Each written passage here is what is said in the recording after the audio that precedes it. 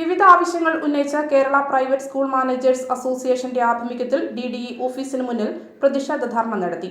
കണ്ണൂർ രൂപത bishop doctor Alex Vadakkumthala ധർണ ഉദ്ഘാടനം ചെയ്തു. കേരളത്തിലെ വിദ്യാഭ്യാസ മേഖല കുത്തഴിഞ്ഞ പഴകിദ്രവിച്ച പാഠപുസ്തകം പോലെ ആയിരിക്കുകയാണെന്ന് കണ്ണൂർ രൂപത ബിഷപ്പ് ഡോക്ടർ അലക്സ് വടക്കുംതല പറഞ്ഞു.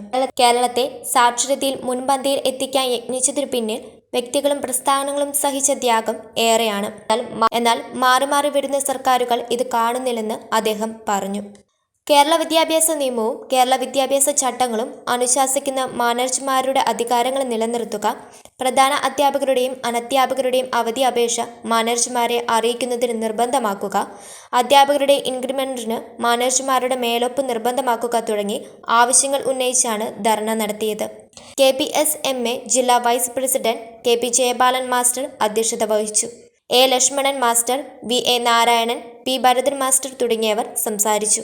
26 ആവശ്യങ്ങളടങ്ങിയ അവകാശ പത്രിക സമരക്കാർ സർക്കാരിന് മുമ്പാകെ സമർപ്പിച്ചു.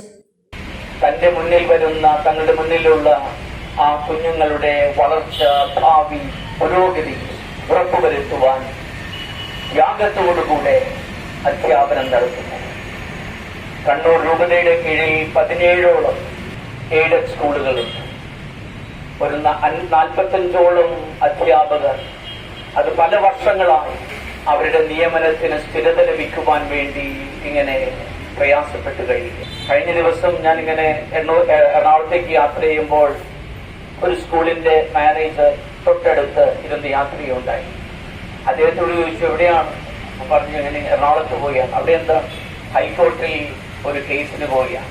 ആ വ്യക്തി, ആ ഒരു മാനേജർ ആ ഒരൊറ്റ സ്കൂളിന് വേണ്ടി തന്നെ 17 കേസുകളിലാണ് നിരന്തരം ഇങ്ങനെ കണ്ണൂർ എറണാകുളം ഷട്ടിൽ സർവീസ് നടത്തും. എന്തൊരു കഷ്ടപ്പാട്! ഇവിടെയുള്ള ഈ മാനേജേഴ്സിനെ കാണുമ്പോൾ എനിക്ക് ബഹുമാനമാണ്. അതിൽ കൂടുതൽ പേരും എന്നെ പോലെ തന്നെ തലമുടി നരച്ചിട്ടുള്ളവരാണ്.